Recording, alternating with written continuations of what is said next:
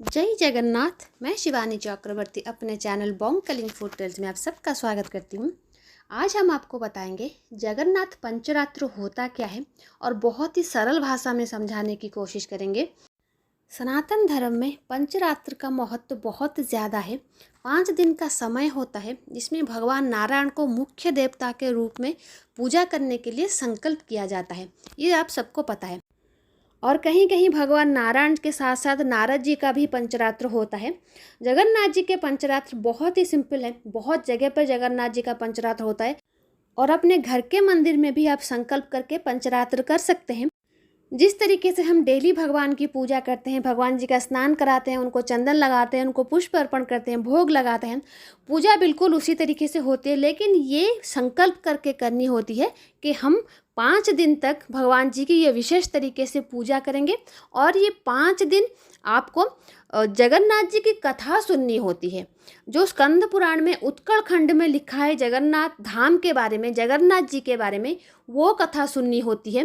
भागवत भी आप सुन सकते हैं इस समय में, वो भी चलेगा। लेकिन जगन्नाथ जी की पंचरात्र में जगन्नाथ जी की ही ज़्यादातर कथा सुनी जाती है, जो कि खासकर स्कंद पुराण में जो उत्कल खंड है उसी में जगन्नाथ धाम के विषय में बहुत कुछ लिखा है, जगन्नाथ जी के बारे में बहुत कुछ लिखा है, उसी को सुनना होता है।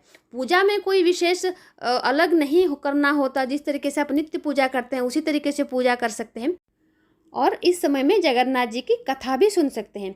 बहुत सारे लोग जो मिलके जगन्नाथ जी का पंचरात्र करते हैं, वो बाहर से साधु संत प्रवचकों को बुलाते हैं जो जगन्नाथ जी की कथा सुनाते हैं। अगर आप वो अपने घर में कर सकते हैं तो बहुत अच्छी बात है।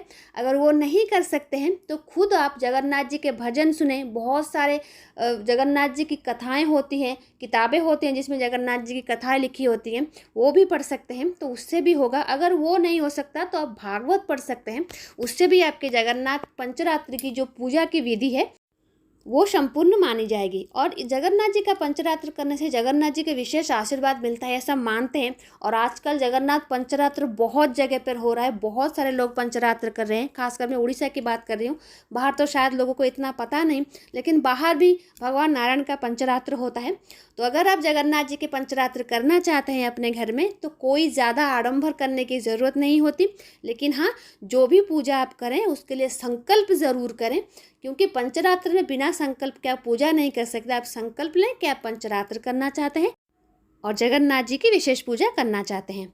तो ये थी छोटी सी जानकारी जगन्नाथ पंचरात्र के ऊपर। आई होप आपको अच्छा लगा होगा। तो आज के लिए इतना ही। रहते हैं। जय जगन्नाथ, जय माँ काली।